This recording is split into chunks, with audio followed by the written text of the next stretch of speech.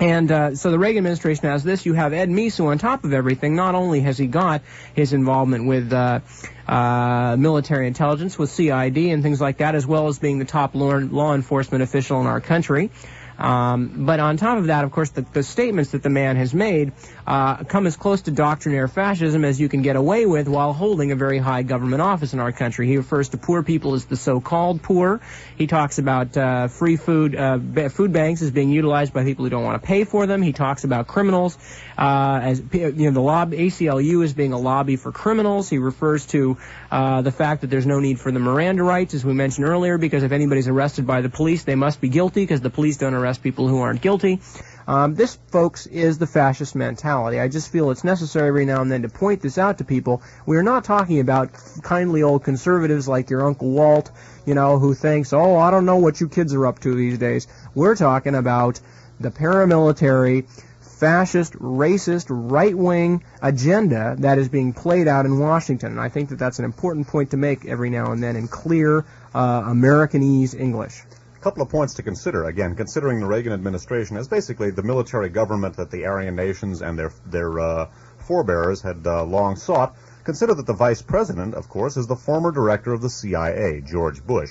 Also recall that in connection with the China lobby and the John Birch Society, we looked at great length at a man named Albert Wiedemeyer. Wiedemeyer was the advisor to Chiang Kai-shek, one of the key figures in the John Birch Society, and it would not be an exaggeration to say that if you stood within 200 yards of Albert Wiedemeyer and threw a rock in the air, that rock would land on a doctrinaire fascist. Summing up his career for about 50 years running, and again, if that seems smug or glib, we spent a good deal of time talking about all of the doctrinaire fascists that he had associated himself with on both sides of the Atlantic and in Asia, in fact, not only in North America, Europe, and Asia, and the kinds of activities that he's been involved in for a long, long time could be described politely as fascist. And Wiedemeyer was resurrected after having been retired since, I think, 1953. He was resurrected by Reagan to serve as a special military advisor to this administration. Wiedemeyer, of course, front and center in Radio Free America number 11, our part 2 of our Aryan Nations series. And, of course, the first Secretary of State of this administration was the former Commander-in-Chief of NATO forces, Alexander Haig. Okay, reading from a short segment here from The Years of MacArthur by D. Clayton James, published 1985 by Houghton Mifflin and Company. Short segment here. It says, another group of 6 individuals who might be regarded as forming a second echelon of the MacArthur Inner Group by 1950 were 1. Lieutenant General George E. Stratemeyer, a distinguished leader of the China-Burma Air War of 1943 to 45, who now commanded the Far East Air Forces. Major General Doyle O. Hickey, the able Deputy Chief of Staff of the Far East Command, who would later succeed Ahman as Chief of Staff. Major General Alonzo P. Fox, a veteran of both World Wars who had served well as SCAP Deputy Chief of Staff, and whose daughter married a lieutenant on duty in Japan named Alexander M. Haig, Jr. So, we see not only, as Dave mentioned, the Potter Gales, the Willoughbys, the Wiedemeyers, the Van Horn Mosleys, and the others, all involved with MacArthur's staff and all going on in one way or another went into a prominent career of the right-wing lunatic fringe. But again, like we said, not lunatics, people with connections. But we see also another part of the inner echelon acquiring a son-in-law by the name of Alexander Haig, who has jumped over some, I believe, 250 some odd other officers for promotion. It's worth mentioning that in connection with Wiedemeyer, too. One of the things that we looked at in connection with Wiedemeyer was his relationship to a man named Embick, a General Embick, and nepotism is nepotism counts for quite a bit in all aspects of society, but particularly in the military. If you marry into the right family, that can get you a promotion a lot faster than you could otherwise get it. That was one of the things that accounted for Wiedemeyer's great success in the military, the fact that a key general staff officer was his father-in-law, and it certainly didn't hurt Alexander Haig to have his origins with the very same MacArthur group that's been front and center throughout these 4 Aryan Nations broadcasts. It's worth noting, too, that Alexander Haig was chairman of the board, or actually maybe he was chief executive officer. Anyway, he was the head of United Technologies, a major aerospace contractor, one of whose subsidiary companies is Pratt & Whitney. The company, interestingly enough, as coincidence would have it, or is it networking? We never know. Sometimes we know, sometimes we wonder. It was with Pratt & Whitney that William Pierce, the author of the Turner Diaries, head of the National Alliance neo-Nazi group, and associate of George Lincoln Rockwell, he left to join Rockwell from Pratt & Whitney. Interesting coincidence, if that's what it is here. Speaking of William Pierce and the National Alliance, and again, assessing the Reagan administration as the Aryan nation's government and its participation in the assassination of Kennedy and our other, that is, the participation of its members in the assassination of John Kennedy and our other assassinations being, again, analogous, we feel, to the rise of Hitler in Germany, where assassinations years before Hitler's ascension paved the way for that ascension. Research credit for the following story goes to Mae Brussel, and she is the top researcher in this field. If you're not familiar with her work, you should be. Her broadcast, called World Watchers International, is aired twice a week on this station. It airs Sunday morning at 9 and normally is repeated Thursday at 9, but obviously, since we're doing this tonight, it was rebroadcast last Sunday night. Okay? And again, this following story concerns the National Alliance headed by William Luther Pierce, author of the Turner Diaries, intimate of the Aryan nations. This is an article from the Washington Post of February 4th, 1982. It's authored by Charles Babcock, headlined, Administration Wavered on Nazi Tax Break. And basically, this is a fairly complicated article. What it's going to deal with is the administration, the Reagan administration's weakening of the IRS's rejection of the National Alliance as a tax-exempt group. National Alliance, a Nazi group, had applied to IRS for tax-exempt status. The IRS nixed that, and then when the National Alliance took its appeal to court, the Reagan administration weakened the IRS's position in attempting to deny them the tax-exempt status. An interesting thing to do. Again, reading from the Washington Post of February 4th, 1982. At the time that Reagan administration officials were deciding to restore tax exemptions to racially discriminatory private schools, they debated using the same legal arguments to support an exemption for a Nazi group's publications that preach racial hatred. The government finally decided to fight the exemption, but on much narrower grounds, my mouth is starting to give out here, forgive me, but on much narrower grounds than it argued in the lower court. Thus, the Nazi case is another example of the complications the administration has run into in trying to police what its officials consider the IRS habit of regulating on public policy grounds not specifically authorized by Congress. In 1978, IRS denied tax-exempt status to National Alliance, saying the white supremacist group didn't meet the required educational definition, unquote, because its publications advocated murder and kidnapping of blacks and Jews. The group sued, and last May a federal judge said the IRS rules blocking the exemption were unconstitutionally vague. While the government was deciding its appeal strategy in the Nazi case, the administration moved to reverse a 12-year-old policy and restore tax exemptions for schools that discriminate. It argued that IRS had no authority to deny exemptions just because some private schools violated the public policy against racial discrimination. Some attorneys said the same legal reasoning required that the appeal in the Nazi case, National Alliance versus USA, be dropped totally. In a January 7th memo, IRS General Counsel Kenneth Gideon urged that the appeal, quote, be allowed to continue, unquote. The week following the January 8th private schools policy reversal, Justice and Treasury officials agreed not to drop the Nazi appeal entirely, officials said. On January 18th, the government filed a brief in the case, but it dropped all reference to the public policy precedents it had cited in the lower court. Some attorneys involved in the case said yesterday that the reversal on private schools undercut the government's position in the National Alliance case. Not being able to argue that its newsletter Attack and monthly magazine Action violated public policy by advocating racial hatred, quote, is sort of like chopping someone's legs off and then saying it's okay to still run the race, one attorney said. So again, this administration significantly weakening an IRS case against the National Alliance that would have denied tax-exempt status. What we have here, folks, is an administration pushing for tax-exempt status for one of the most virulent and significant of all of the Nazi groups, and specifically the National Alliance, whose author, William Pierce, has written the Bible for the Aryan nations. Again, consider this administration as the culmination of these events. And their tax-exempt status, National Alliance's tax-exempt status, is based on the premise that they are, in fact, an educational organization. Think about it for a little while. It's real interesting. Real educational. Yeah. Yeah, we are getting an education here tonight, folks. This next segment, speaking of education and speaking of where people get their educations from and what telling comments that kind of information can be about their roots, is an article from the New York Times editorial page for October 8th, 1985. We have read this story before, but it's such a screamer, and it ties in so well with what we're talking about tonight. We thought we'd share it for you again, and those of you who haven't heard it before, it's a real treat. Again, it's from the editorial page. It's headlined, "The Elusive Lenin," subheaded, "Where Ronald Reagan Read of the Plot to Conquer America." It's written by Carl E. Meyer, M-E-Y-E-R. President Reagan was asked the other day if he still thought the Soviet Union was an evil empire. Yes, he told Ted Koppel of ABC, because of, things like the downing of a South Korean airliner in Soviet airspace. Moreover, he said, Soviet leaders repeatedly proclaimed their global ambition, which is why, quote, "I have often quoted," Reagan said, Lenin's statement that, quote, "We will take Eastern Europe, we will organize the hordes of Asia, and then we will move into Latin America. And we won't have to take the United States. It will fall into our outstretched hands like overripe fruit."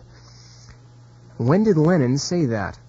The quote fell like an overripe fruit into a televised discussion that followed Mr. Reagan's appearance.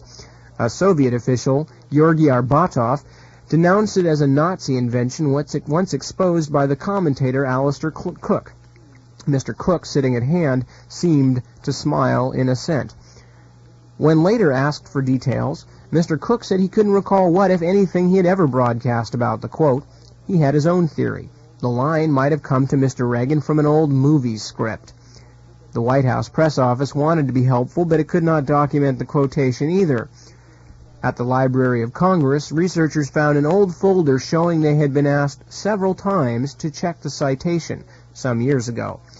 It failed to turn up as promised in the Collected Works of Lenin, Volume 10, page 172, or in any Russian or English edition of the works. Also in the folder was a clipping from the Chicago Daily News, dated December 8, 1958, describing the quote as a fake, but giving no source.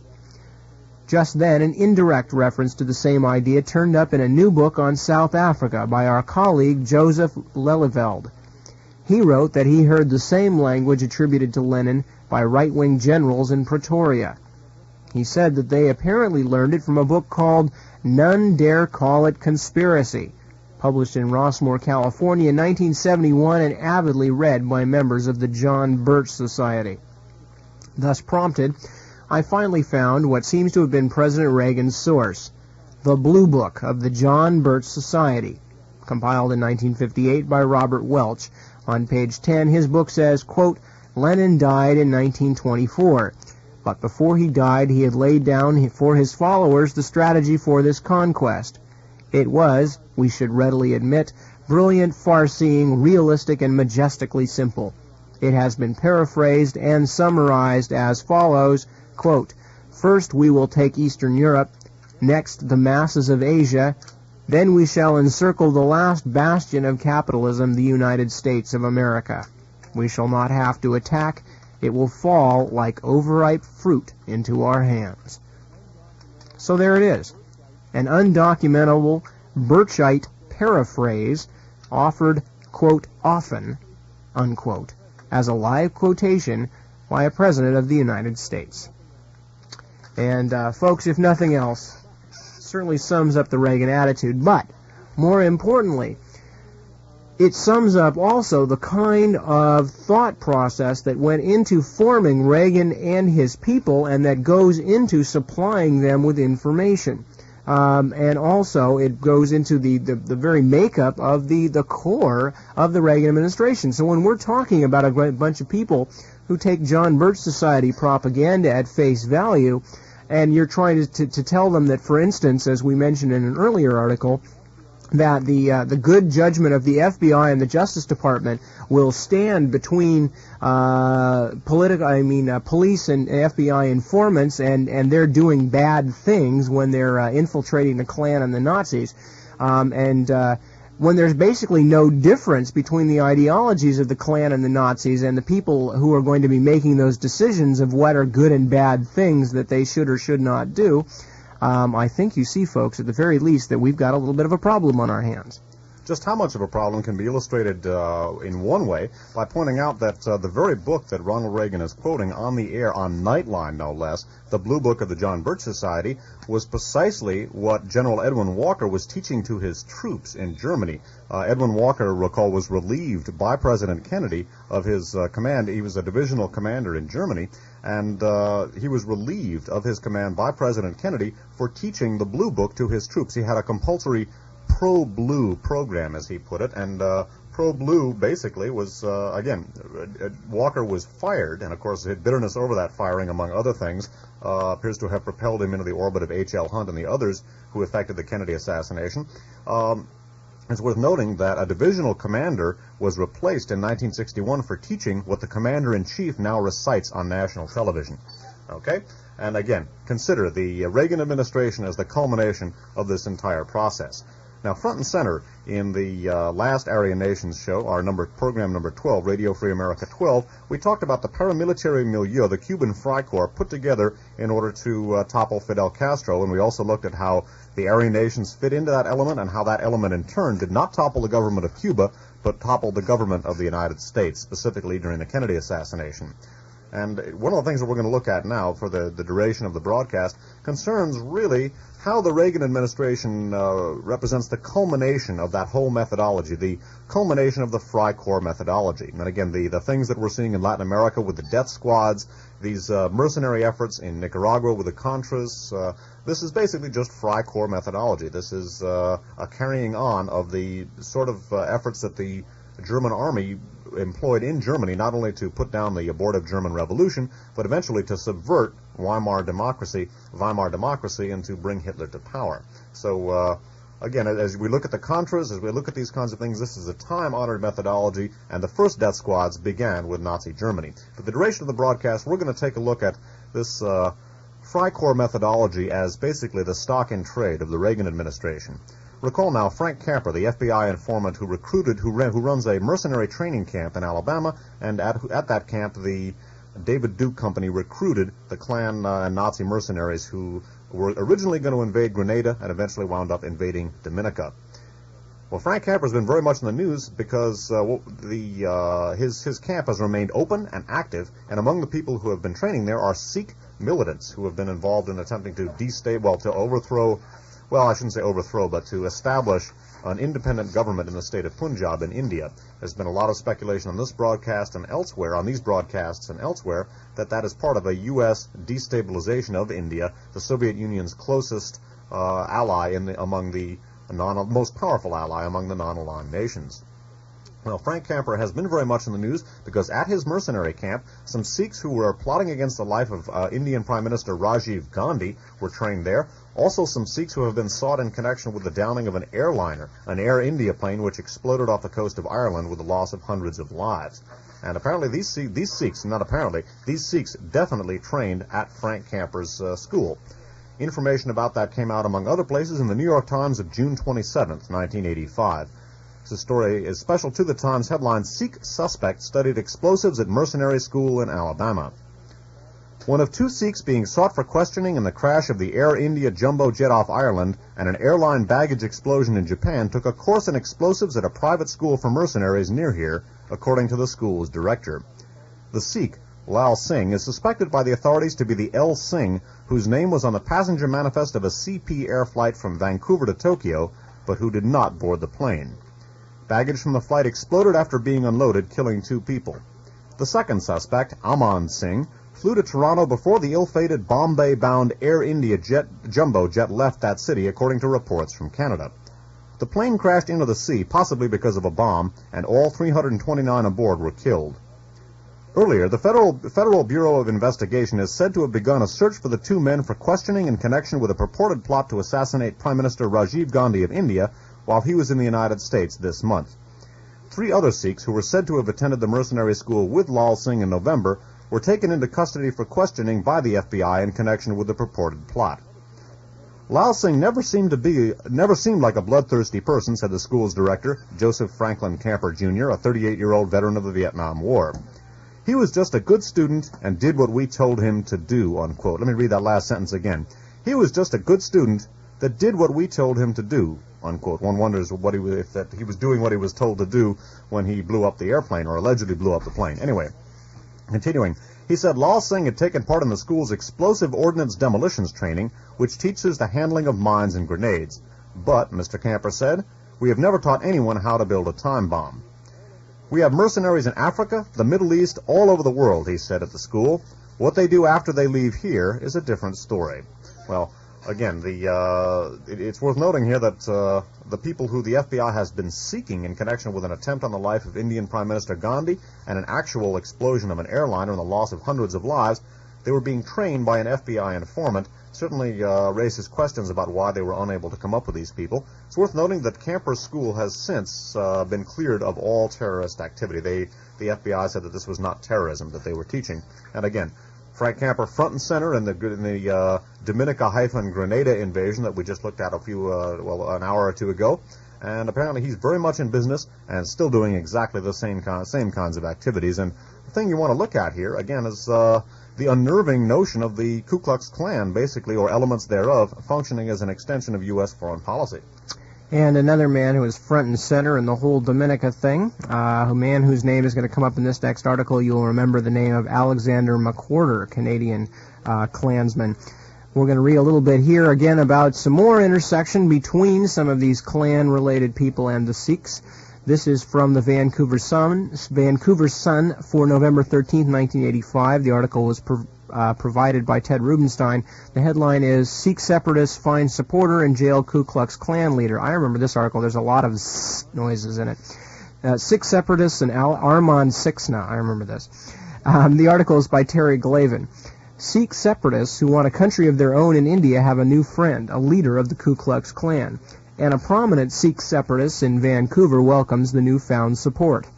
In a letter that appears in the current issue of the Indo-Canadian Times, Armand Sixna, a leader of the Canadian chapter of the white supremacist organization, said, quote, we will support Sikhs in their struggle to gain liberation. Sixna, spelled S-I-K-S-N-A, wrote his letter to the Surrey-based Punjabi language newspaper from his prison cell at the Joyceville Institute in Kingston, Ontario, where he is serving a 6-year sentence on a 1983 conspiracy to murder conviction. Daljit Singh Sandhu, international delegate from Vancouver to the World Sikh Organization, the most powerful worldwide organization of Sikh separatists, admitted Sixna's letter was support from an unusual source, but added, quote, if they support our position, we should welcome it. Sixna wrote, quote, we are against communists. Whatever the Red Dogs have done to the Sikhs in India, we oppose that too. When I come out of jail, I am not too sure how much political work the government will allow me to do, but I wish to state that I never did anything against Sikhs, and neither do I intend to say anything against them. He closes the letter by saying, I send greetings for your fight for liberation and wish you success, unquote. Sixna, then treasurer of the Canadian Klan, and fellow Klan leader Alexander McWhorter, confessed in Toronto to conspiring to murder a troublesome colleague, Gary McFarlane, the Klan's former security chief, in 1983. Skipping down, Sandhu said that's the Vancouver delegate to the Sikh separatist group. Sandhu said he doesn't know exactly how the KKK can support Khalistan, which is the Sikhs' name for the country that they're someday going to found in the Punjabi, separate country. Doesn't know how the KKK can support Khalistan, but he said Sixna's letter is, quote, good news. At least something is supporting us. Everybody is welcome who supports the idea of Khalistan. Okay, so one wonders whether Alexander McWhorter's efforts on behalf of the Sikhs and the efforts of Frank Camper in training the Sikhs are related, in that both dovetail and cooperated in the Dominica invasion. In the Contra effort in Central America, there's been a lot of discussion about so-called humanitarian aid given to the Contras. Obviously, any money given to them frees up other funds for whatever use they'd like, so it's sort of a silly notion to talk about humanitarian aid. You can give them money for food, but then they can just use the money that they were going to use for food for guns. Anyway, in light of that irony, the next piece of information that we're going to be reading from, which is published by the Resource Center at Box 4506, Albuquerque, New Mexico, and the Resource Center has entitled a document that they have listing the various far right-wing political action groups or military groups which have been involved in the so-called humanitarian aid to the Contras. This article, again, from the Resource Center of Albuquerque, New Mexico, is headlined, New Right Humanitarians. And among the so-called New Right humanitarian groups that they've discussed is a group called the Caribbean Commission at New Orleans, Louisiana. I'd like to read you something about this commission, and it's their description of the Resource Center's description of the Caribbean Commission and some of the people involved. Principals: Dr. Arnold Ochsner, O-S-C-H-N-E-R, Archbishop Hannon of New Orleans, L.A. State Representative Woody Jenkins, and Samuel Robinson. Business connections: Robinson Lumber. Formed in 1979 with the help of pro-Somoza Nicaraguans, CC aims to, that's Caribbean Commission, aims to, quote, maintain, promote, and strengthen the free enterprise system in the Western Hemisphere to prevent totalitarian infiltration. Aside from anti-communist education, CC distributes aid to Contras in Honduras. Dr. Ochsner's father wrote the white supremacist book Dispossessed Minority. David Duke, a former KKK leader and founder of the National Association of White People, works closely with CC. So David Duke is still very much involved in his activities with regard to paramilitary efforts and mercenary efforts. Of course, David Duke, probably U.S. agent and recruiter of the Dominica invasion. And worth noting here that the name Ochsner, O-C-H-S-N-E-R, O-S-C-H-N-E-R rather, is another name that we've looked at in the past, again in connection with this paramilitary milieu that we saw combining for the Bay of Pigs in Operation 40. And in connection with that, we looked at Dr. Arnold Ochsner's father, Dr. Alton Ochsner. Okay, I'm going to read a short segment to you from a book called Crime and Cover-Up, CIA, Mafia, and the Dallas Watergate Connection by Peter Dale Scott, copyright 1977 by Westworks Publishers in Berkeley. And they're talking here about INCA, which is the Information Council of the Americas, formed by Richard Butler, another guy... Ed Butler. Excuse me. Yes, the Butler did it. But, right. The other Butler. The other Butler. Now, Richard Butler and Ed Butler, two separate people. This Ed, although very similar in their viewpoints, this Ed Butler is a man with some very suspicious links to the Kennedy assassinations, both of them, and the Information Council of the Americas is his group. INCA's links to both Oswald and the U.S. government were considerable. INCA's president was the famous Dr. Alton Ochsner. As Dave mentioned, I'm just putting in here, that is the father of the man who was involved with David Duke in this pro-Somoza, anti-Sandinista group. INCA's president was the famous Dr. Alton Ochsner, a consultant to the U.S. Air Force, quote, on the medical side of subversive matters, unquote. Ochsner, a friend of the Somozas, was later identified as, quote, the first man to uncover Oswald's pro-communist activities, unquote, from unexplained first-hand impressions. Ochsner also sponsored a local journal, Latin American Report, whose editor, William G. Godet, admitted a CIA connection and also was issued the Mexican travel permit immediately preceding Oswald's. At least 3 of INCA's backers and Cuban employees had previously been associated with a CIA-backed Cuban Revolutionary Council at 544 Camp Street. More important, the Riley family, Eustace Riley of INCA, William Riley of the CRC Crusade, were Oswald's ostensible employers in New Orleans. Another INCA charter member, William I. Monahan, an ex-FBI agent, joined the Riley Company about the same time Oswald apparently did, and soon became the chief source of information to the FBI and Secret Service about Oswald's activities with the company. Okay, now, again, of the paramilitary milieu, which appears to be very much an M.O. with the Reagan administration, in connection with the Bay of Pigs, Cuban Freikorps, as we call it, the paramilitary milieu put together to get rid of Castro, we took a look at Robert K. Brown. Robert K. Brown was approached by a man named Stanley Drennan, again, part of this Aryan Nation's far-right group, and approached in connection with an assassination plot against President Kennedy and testified before the Warren Commission. Well, Robert K. Brown has come a long way. He now, of course, is the editor-in-chief of Soldier of Fortune, and that magazine, too, has been very much involved with the Contra effort and the covert action, the paramilitary effort in Central America. Reading from the New York Times of September 23rd, 1985, Soldier Journal Eyes Respectability, article by Ivor Peterson. 10 years ago, a men's adventure magazine rejected Robert K. Brown's proposal to write a piece about a mercenary in the Rhodesian army. They said they were getting away from the hairy-chested stuff, Mr. Brown recalled. But Mr. Brown thought hairy-chested adventure was a saleable item with American men, so he launched Soldier of Fortune, the journal of the professional adventurer. From a 40-page black-and-white quarterly, Soldier of Fortune has grown into a glossy magazine with a 180,000 circulation. A 10-year trek to respectability was how a Soldier of Fortune brochure describes these intervening years at its 7th annual convention here this weekend. The magazine has begun to draw interest from men not a part of its usual Vietnam veteran following, men too young to vote, men too young to have known the war, and others nervous with the magazine's aggressive themes but no longer certain that accommodation is the answer. This weekend's gathering drew 800 men, twice the number that came last year, mostly in camouflage uniforms but many in civilian clothes.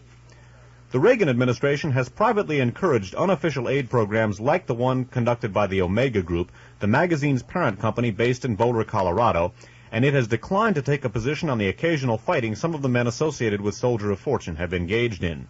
In reply to criticism of such forays into combat, Soldier of Fortune defenders point to a long history of Americans fighting overseas without government sanction for causes they believed in, including the Lafayette Escadrille in World War I, and the anti-fascist Lincoln Brigade that fought Franco in the Spanish Civil War.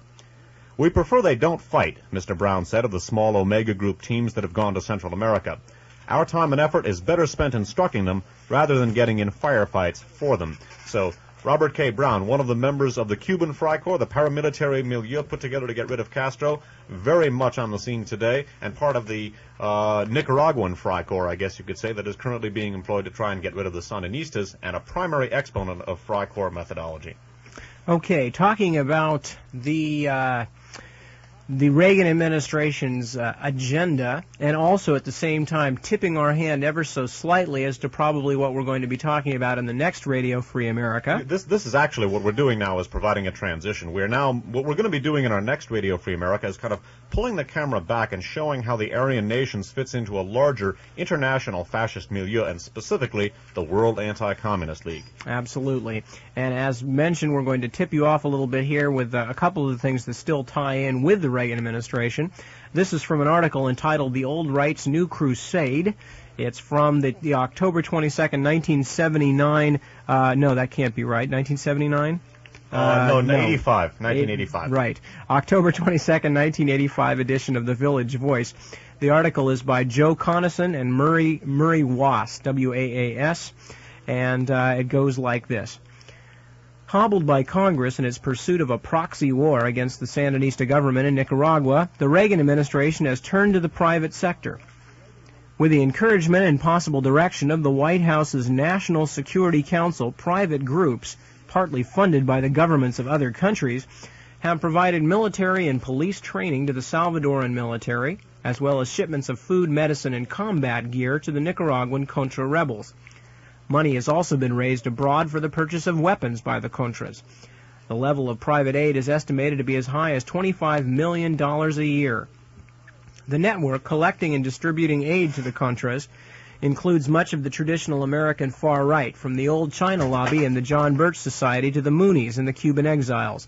But at its center is a little-known international propaganda outfit called the World Anti-Communist League, WACL, W-A-C-L, funded by the governments of Taiwan, South Korea, Saudi Arabia, and Paraguay, and by large private contributors in the U.S. and abroad. Chaired by retired Major General John K. Singlaub, whose own affiliations could form a far-right directory, WACL met in Dallas last month and received the President's blessing for a renewed Cold War crusade. Skipping down. For the first time since its founding in 1968, WACL, again the World Anti-Communist League, appears to have a purpose beyond its annual reunions for far-rightists from around the world. In years past, delegates from free and, quote, captive nations gathered beneath the blazing torch on WACL's banner to debate the struggle against international communism and to dream of unleashing the nationalist Chinese and the Ukrainian freedom fighters.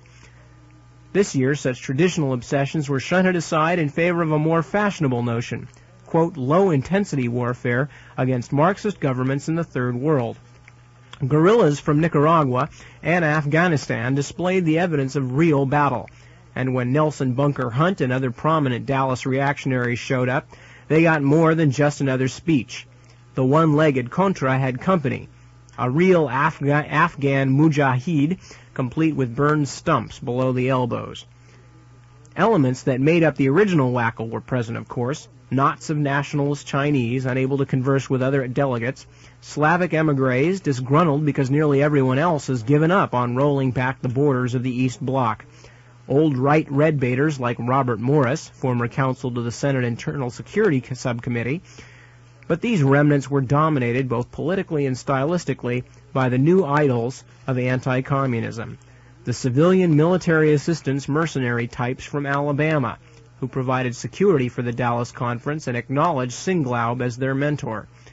The general says he has asked them to avoid direct mercenary activities like the embarrassing border incident in Nicaragua last year in which 2 CMA members were killed. Skipping down, the U.S. continued to be represented in WACL, World Anti-Communist League, however, by Dr. Roger Pearson, a British, quote, scientific racist and anti-Semitic publicist based in Washington.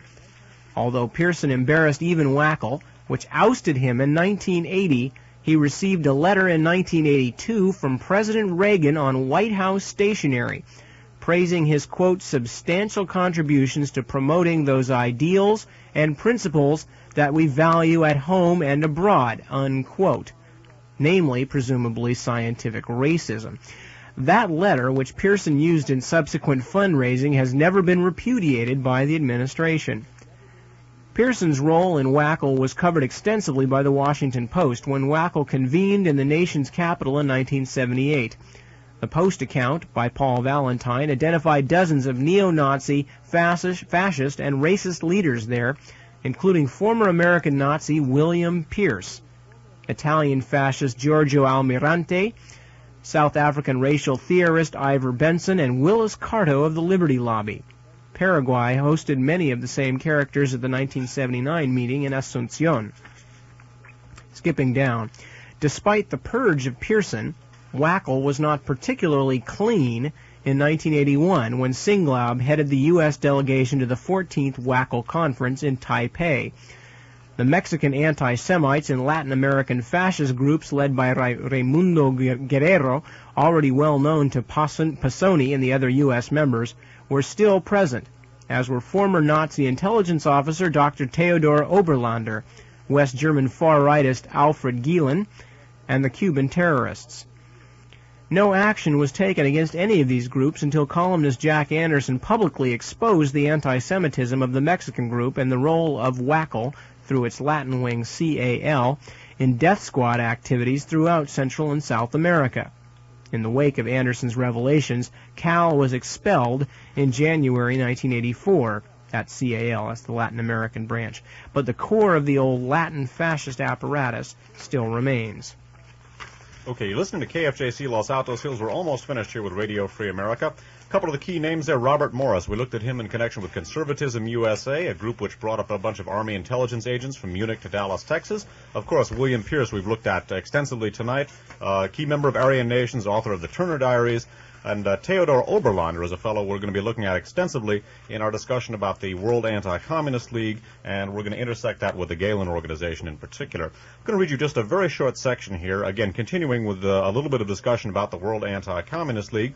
One of the people that we looked at in our last broadcast, number 11, as a member of a group called the Committee to Preserve the Monroe Doctrine, was a man named Lev Dobryansky. He is a member, basically is a Ukrainian emigre, and very close to many of the Eastern European and Soviet emigres who have been such a very leading part of the Galen organization over the years. Reading a very short section from an article called Reagan and the War Crimes Lobby. And by the way, we're going to be taking up the World Anti-Communist League and these Village Voice articles at greater length and in more detail when we begin our next Radio Free America show, which will be, by the way, on January 14th.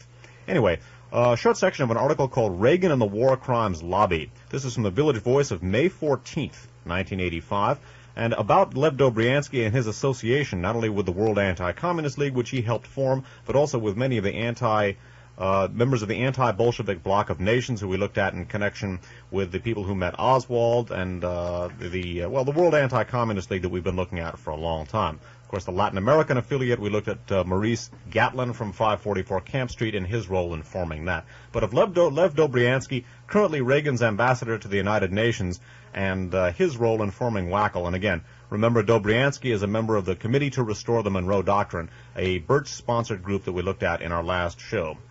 From the voice of May 14th, a leading figure among the rightist émigrés is Dr. Lev Dobryansky, Reagan's ambassador to the Bahamas and chairman of the Ukrainian Congress Committee of America, UCCA, and the Captive Nations Committees, Incorporated. Dobryansky, whose daughter Paula serves on the staff of the National Security Council, is also board chairman of a leading émigré publication, the Ukrainian Quarterly. Another is Yaroslav Stetsko, chairman of the anti-Bolshevik bloc of nations, and, for a brief time in the summer of 1941, premier of the Independent Republic of the Ukraine. Stetsko, an elder statesman of the international far right, was received by the White House in July of 1983 by the President and Vice President George Bush. He and Dobryansky also helped to create the World Anti-Communist League, WACL, the organizational haven for neo-Nazis, fascists, and anti-Semitic extremists from 24 countries, formerly headed by racial theorist Roger Pearson, and of course that WACL is centrally involved in the Contra effort, the Nicaraguan Freikorps that we've been talking about. Now Nip's going to read you a short section about some of these same characters from Peter Dale Scott's essay, Government Documents in the JFK Assassination. Okay, and it goes like this. Nelson Bunker Hunt, meanwhile, had become the Texas representative of a German-based intelligence network, the ICDCC, or International Committee for the Defense of Christian Culture, which paradoxically united many of the CIA's most prominent opponents within the United States, most notably China lobbyist General Charles Willoughby, General MacArthur's former G2 in Japan and Korea, with representatives from CIA-sponsored organizations abroad, such as the Ukrainians cultivated by the Galen Organization. One chairman of the ICDCC, Hermann Punder, was a former Abwehr agent and close ally of Galen's sponsors, Konrad Adenauer and Hermann Abs of the Deutsche Bank, while a later chairman, Theodor Oberlander, was close to the right-wing German émigré group to whose newspaper General Walker spoke by long-distance telephone on November 22, 1963, transmitting the story, accepted by the Warren Report, that Oswald had shot at Walker in April 1963. And again, our last show we talked in Radio Free America number 11, we talked about that at considerable length, and also in Radio Free America number 2, we talked about the Emigre office headed by Dr. Walter Becker. That's the reference there. That basically winds the program up for this evening. I'd like to conclude with one short article. We talked about this, actually I read it at the conclusion of one of the Hard Rain tapes that was contained in the broadcast. And I think at this point, listeners may be able to share the special horror that I personally feel when I read this article and think about how literally David Duke must mean his words here. And again, I think most people reading this think that somehow he's being cute or using a literary device. I think he was being very literal. Research credit to Ted Rubenstein for this article from the Las Vegas Sun of October 28, 1983. Ex-KKK leader reveals 79 plot for invasion. New Orleans. A former Ku Klux Klan leader Thursday revealed for the first time that he put some mercenaries of the deposed Prime Minister Eric Gary in touch with some KKK members for an invasion of Grenada in 1979, but the plan was aborted in favor of a plot against neighboring Dominica.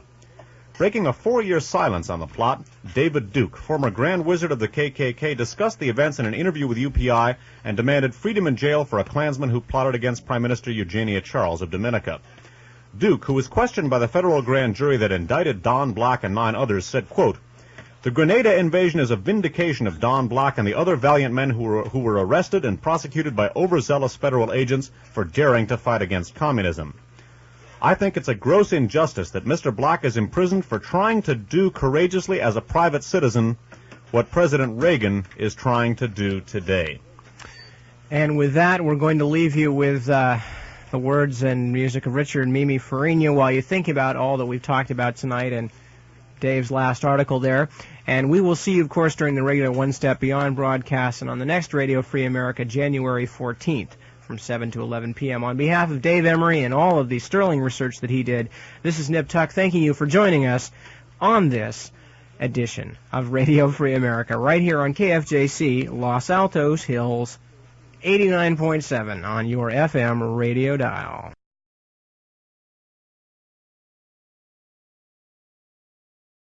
Was chairman of the board, or actually maybe he was chief executive officer. Anyway, he was the head of United Technologies, a major aerospace contractor, one of whose subsidiary companies is Pratt & Whitney. The company, interestingly enough, as coincidence would have it, or is it networking, we never know. Sometimes we know, sometimes we wonder. It was with Pratt & Whitney that William Pierce, the author of the Turner Diaries, head of the National Alliance neo-Nazi group, and associate of George Lincoln Rockwell, he left to join Rockwell from Pratt & Whitney. Interesting coincidence, if that's what it is here. Speaking of William Pierce and the National Alliance, and again, assessing the Reagan administration as the Aryan nation's government and its participation in the assassination of Kennedy and our other, that is, the participation of its members in the assassination of John Kennedy and our other assassinations being again, analogous, we feel, to the rise of Hitler in Germany, where assassinations years before Hitler's ascension paved the way for that ascension.